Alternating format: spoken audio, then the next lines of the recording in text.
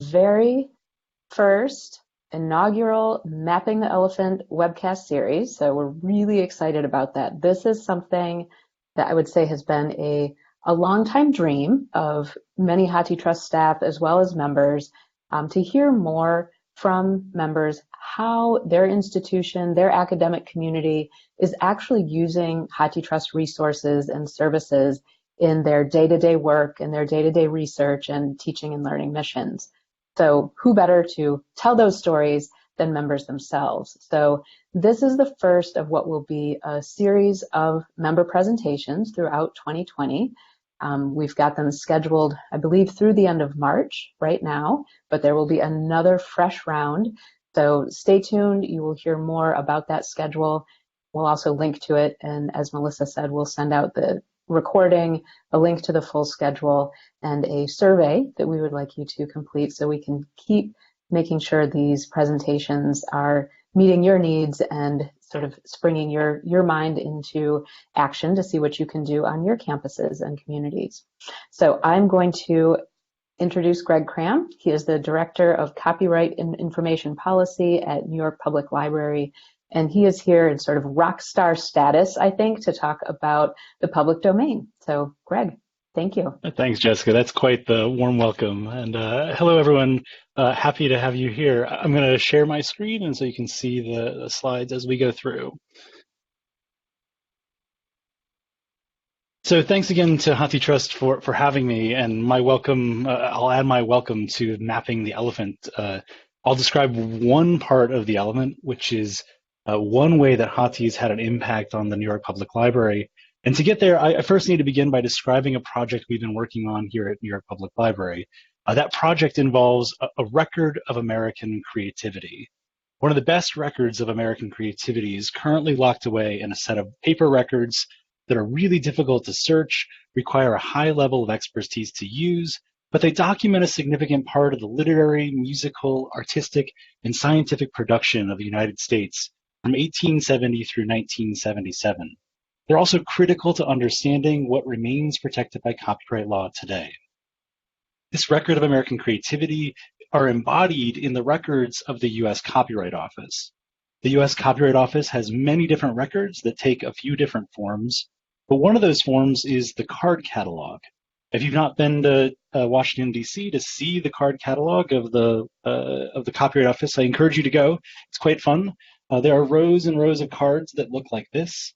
And for years, the only way to access these cards is if you went to DC or you paid someone to see them or to run the search for you. That was expensive and prohibitively so for many of us. But the Copyright Office has taken some important steps lately. They've made progress in making these cards easier to access. They've taken the digital images of these cards and built something called the virtual card catalog.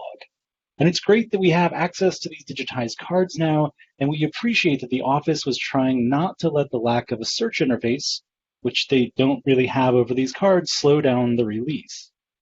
However, the experience of using the virtual card catalog is an analog experience. It's nearly identical to using the physical collection. Images are arranged by the drawers in which the cards are located. And you have to open the drawer to see which cards are in that drawer. There are 45 to 50 million cards, and searching is pretty rudimentary at this point. It's imprecise and unreliable. Most of the data embedded within the cards hasn't been accurately transcribed, so instead of searching the records, this as you would use a physical card catalog. The good news is that the information in these cards lives in another form, a form that's a little bit easier to work with, and that's the catalog of copyright entries. This was a serial publication produced by the Copyright Office. It was published across 660 volumes, and most libraries have these in microfilm today. It includes the essential facts of copyright registration and renewal. And for libraries, these records are important to determine the copyright status of published items in our collections because there was a time when rights holders had to comply with formalities. Formalities are rules that must be followed or otherwise there are consequences to be faced. So, for example, a formality of driving, if you want to drive in the United States, before you drive that car legally, you'll need a license. And this is a formality. The license is a formality to being able to enjoy driving legally. And the consequence for not complying with this formality is that you could get a ticket, right? You could get a ticket, be pulled over, or worse.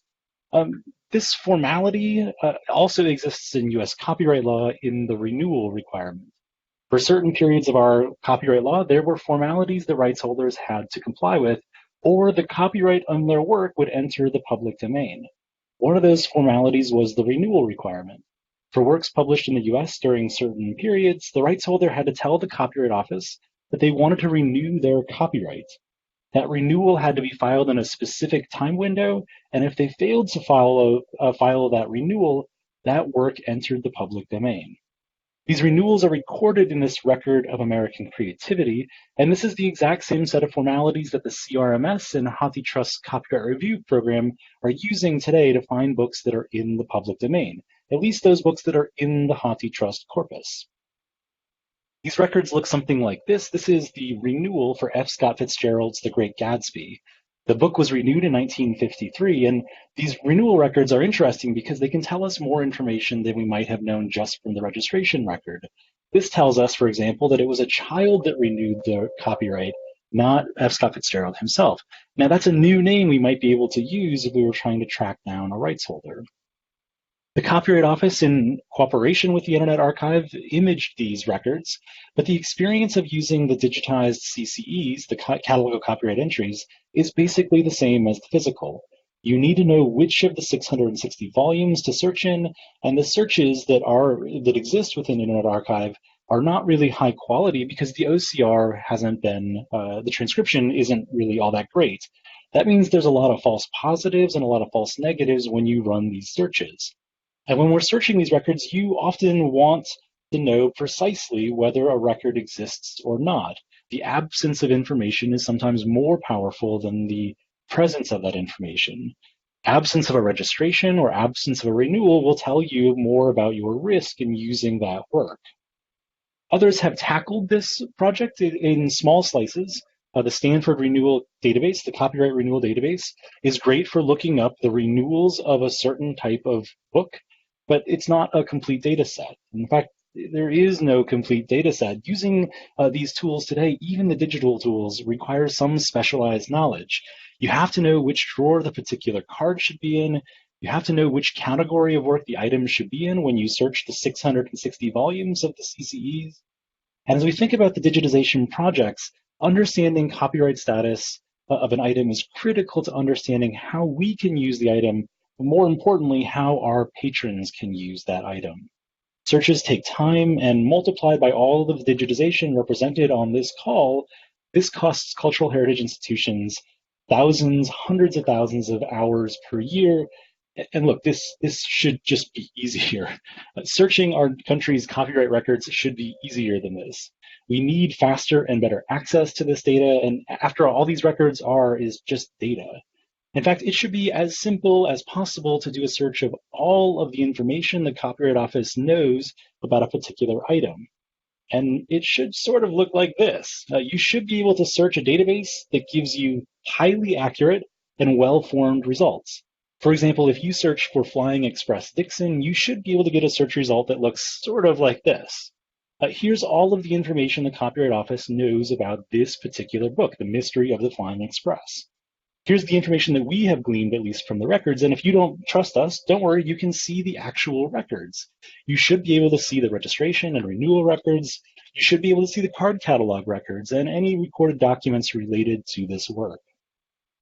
Even better, I would like to turn this data into links out to other resources. I want to turn this text blue so that you can see all of the works registered by Franklin Dixon, even if Franklin Dixon isn't the exact name that's used in every registration. So Dixon and in parens, Franklin W., you should be able to link that out to some unique identifier for that author. But before we can get to that point, the point that I wish we were at, we need to begin with the data itself. Our intervention, New York Public Library's intervention into this space, was announced in March of 2018. And we decided to start with the Catalog of Copyright Entries, the CCEs. We're going to make them searchable and produce high-quality search results. And we're going to do this using two methods. The first method is transcription. We're going to take images of these files that were taken by the Copyright Office and Internet Archive and find the letters and numbers so they can become machine readable. In other words, I want to take this image of the Franklin Dixon Mystery of the Flying Express record and extract the data from it, extract the text from it. I will transcribe this using character recognition along with some human checking to get to a high level of accuracy. In fact, a really high level of accuracy for this data.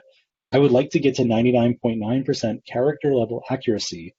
And because there's lots of ones and L's in our data, that should be maybe I's, we have human and sanity checks on this data to make sure that we're getting the transcription correct. This produces a highly accurate blob of text, which is great. It's good to have highly accurate transcribed text, but what it doesn't tell you, transcribing alone, doesn't help you be able to understand or contextualize the data that we're getting from this text blob. And that's where parsing comes in. Our second strategy on this data is to break this text into its constituent parts. We want to identify concepts within this blob of text to turn this record from just a blob of text into something that's a little bit more contextualized, a little bit more broken out into fields. That way you can run searches that can be faceted. So instead of searching the word Einstein and getting a bunch of things about Einstein and written by Einstein, it would be great to be able to facet on the author field and say, only show me those works authored by Einstein. We're doing this work now, and all of this data is being uploaded to our project site, which you can access through the bit.ly link, bit.ly/copyright records. In this project, though, we've run into some problems that I thought you might get a kick out of. Some of these problems were caused by us, and some of them were caused by the Copyright Office. The first set of problems were caused by us. When we started to work with the data produced during the pilot, we found a problem. Our process, this transcription and parsing, was producing two sets of documents. One was the OCR and one was the parsed text. And the goal is to be able to link those two back together to help the search engine or the eventual search, work better. But when we first tried to join this data set back up, we realized that we had no real way to connect them. We fixed it, going forward at least, by adding a page number, but we still have some remediation left to do. So while the project plan that we had carefully developed, we thought was pretty good, iterating on this is pretty important. But another problem that we run against is bad printing. So for example, the registration in this record, the thing that's circled in red, is really faint. So we pulled Google's scan of the same record from HathiTrust and found, again, the registration number is really faint. At least the fourth character is almost impossible to read. So then I pulled our microfilm copy here at the library and discovered that this printing error is throughout all of the copies of the CCE. The fourth character is not readable in any copy of it because of a printing error. We have other printing problems in these records. We have inconsistent printing weights. On this page, I have 4 different shades of text. In this particular volume, this problem is apparent on every odd page, but not every even page. And these printing errors cause the OCR technology we're running to fail and cause even more problems for the humans who are trying to review this data. It's really hard if the fonts are not the same or if they are in different type weights. But it's not just the printing. The data itself has some issues. There are some small handwritten edits that look something like this.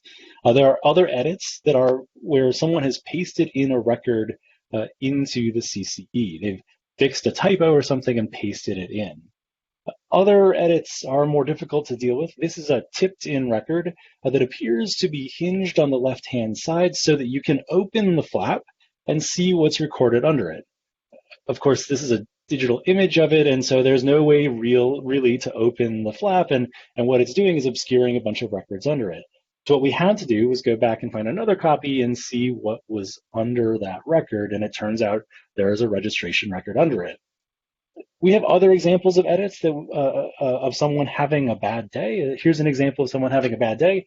These are photocopies of the card catalog that are inserted into the front matter of a particular volume.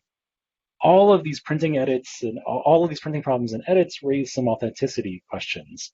Are these edits of the official record?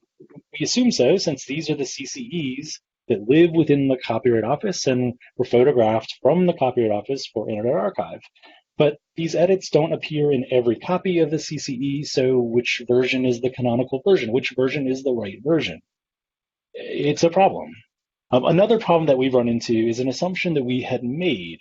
We had assumed that registration numbers would be unique because, they're registration numbers and you would think they would be unique. It turns out we were wrong. This is a registration for A20,000, a book written back in 1930. A20,000 was a registration number that was used again in 1947 and again for another work published in 1968. None of these three books have anything to do with each other, written by different people at different times with different rights holders, but the registration number is identical. This reuse of registration numbers means that you won't be able to search solely on the registration number, which is something we had to learn through this process. One last example. This is a set of two registration records that were included that have the same registration number. They appear in the same volume and are exactly one page apart. They have nothing to do with each other, but they have the same registration number. After some digging, we realized that this wasn't a case of reuse of registration numbers. Instead, it was our fifth problem, which is typos. And that raises another question for us. We're trying to be faithful to the record that we have in front of us, typos and all. So how do we note those typos, but also make a database that is as accurate as possible? Well, these are really tough questions that we've grappled with and tried to make some answers to. We've had to make some decisions as we've moved along, and you can see our answers to some of these problems in our issues page on our GitHub repo. So the good news is I do have some data. Besides these problems, we are getting good data back. One set of data is related to the number of items, the number of works published versus the number of works that appear in HathiTrust. This is helpful to understand the completeness of the HathiTrust corpus. For example, this is a comparison of the number of registration records for books and digitized books within Hathi's corpus that were limited to the US. For 1930, for example, we see that Hathi might lack about 1,000 titles that were registered but aren't yet in Hathi's corpus. That means we know that there is still more digitization to do. But beyond identifying a specific book that we haven't yet digitized, this data also tells us, for the first time, the exact renewal rate for books. This is a number that others had estimated or struggled to estimate for years, including the Copyright Office, but no one had ever actually done the math. No one had ever gone through the records to try to match them. That is, at least until now. This is a chart to show you what that registration and renewal looks like. The blue part of the chart is for books that were renewed, and the orange is for books that weren't renewed by year of publication. What the data tells us is that about 65 to 75% of books published between 1923 to 1964 weren't renewed and are likely, therefore, in the public domain. That means we expect to find as many as 315,000 books published after 1924 to be in the public domain. Hathi's already found a number of these because they're in the corpus, but they haven't found all 315,000 because not all of them have been digitized. So knowing that copyright wasn't renewed means we might move those books, those titles, to the top of the list of our digitization projects. We're also working with Hathi's copyright review project to use the data coming from this work to find more books that are already in Hathi's corpus that can be opened. For more information on that project, we wrote a blog post with Hathi in October detailing these efforts, and you can find it on Hathi's blog. So far, this project has been funded by the Ford Foundation, the Arcadia Fund, and IMLS. And with this funding, we've been able to accomplish about 64,000 pages. We've completed 64,000 pages. That's the blue slice of this, with a grant with IMLS for another 24,000 pages that will be completed by the end of this fiscal year. The yellow represents pages that we've skipped for now. That's about 41,000 pages, in part because this work was either done by Stanford in the past or is duplicative. There are a lot of indexes to these records because remember, these were meant to be used in their physical form, and so therefore the data is duplicated within a single volume. That leaves about 70% of this to do. That's a pretty big mountain to climb. There are 450,000 pages in total. That means there's lots of DTDs to build, lots of funds to raise, and lots of new problems to solve. And that's just the CCEs. We would love to be able to tackle all of the historical records of the Copyright Office, including the card catalog, transfer records, and other documents related to the registration, renewal, and other provenance data that the Copyright Office has. That's an additional 45 to 50 million catalog cards, some of which are handwritten, 20.2 million pages of records that have been microfilmed, but so far not yet been digitized. So quite the mountain to climb. But beyond the data extraction, we also don't have a front end for this system. A part of the current IMLS grant is to focus on gathering requirements from likely users about the front end for this data. We know that APIs will be essential to interact with your systems. So beyond a visual interface, we know that the APIs are a top priority from our users. But this is where I need your help.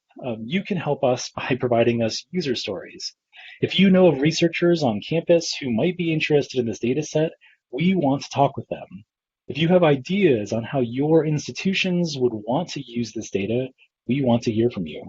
Send me an email, tweet at me, post on the project page, call me, I don't care. Find a way to get in touch with me because we do need your help in digging through this. We want to understand how you might be able to use this data and how researchers on your campus might also be interested in using it. So we still have quite a mountain to climb, but if we're successful, it will be a rich trove of data. And this data is going to benefit librarians and libraries in a very specific way. It's going to allow us find the works that are in our collections that are in the public domain. That means we'll be able to make those collections broadly available without copyright restriction and allow for the use and reuse of those items without copyright fear. It also presents a unique data set. It could help us answer questions about geographic trends in certain creative industries. We've had some economists reach out to say, we're studying the production of works over time, and we want to use your data to understand how the music industry has evolved over time. Our goal in this project is to help libraries, our patrons, and the public access these records for free, both free as in not spending any money on them and free as in without restriction. This is, after all, one of the best records of American creativity, and this record is part of our shared national heritage. It belongs to the people. It should be easily accessible, searchable, and usable by the people so we can take advantage of the progress of knowledge together. Thanks, and we're happy to answer some questions. I also have some questions for you. We're going to open this up for some questions, but feel free to ask questions in the chat. I have a few thoughts. How would you like to access this data? What features would you want in a search interface? And do you know researchers who might benefit from access to this data? So feel free to, we'll open up questions now, but feel free to reach out to me anytime after this webinar if you've got other questions that I wasn't able to answer today. Thanks.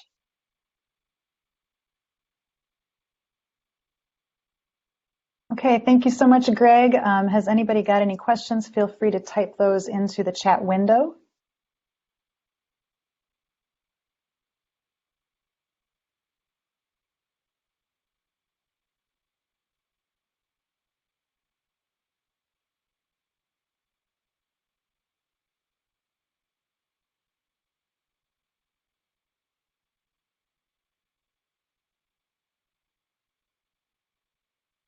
As you all are thinking about questions, we are interested in learning more about how you all would want to use this data.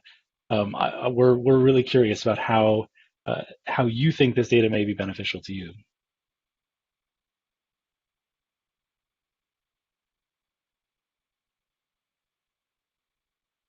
I have one. What's the next plan? How far are you with CCE and what's next? So we've got about 3/4 of the project left to do. We have a lot of CCE left to do, and part of it needs some funding. So we need to work through the grant period now under the current IMLS grant, and then we'll be looking for more funding to do more of these pages. The transcription and parsing is not inexpensive, so it's taking us some time to put those together. And the goal at the end is to make sure that all of the data is open and searchable in this interface that we have yet to build. When do you anticipate having a front-end product available, not for the complete CCE data, but for what's been digitized so far? So everything is up already. You can go to bit/l or bit.ly/copyright records, and you'll have access to all of the data that we have already.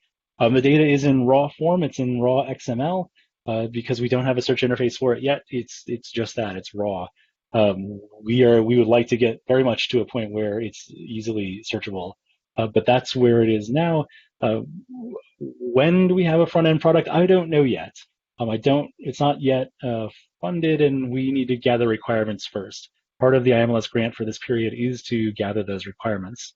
That's why I'm doing a few of these where I'm trying to learn from you all how you would want to use this. I've got somebody asking if you can put the link back up. Sure, I will do it right now. I'll put the share back up. I think we've got also some chats coming in a different chat window too, Melissa. No, I'm reading those. That's what I'm reading. Gotcha. Yeah, there's the Q&A and then there's also the chat. So right. So I'm not having anything in the chat, but I do have questions in the Q&A. So that's what I'm reading.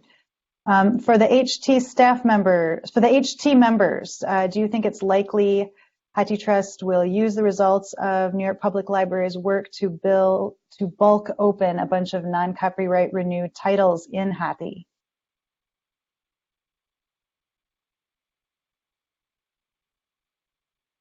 I know this is Jessica. I think Greg might have as much information as I do about this. I know that the Copyright Review Program has been working a lot with the data set that Greg has produced.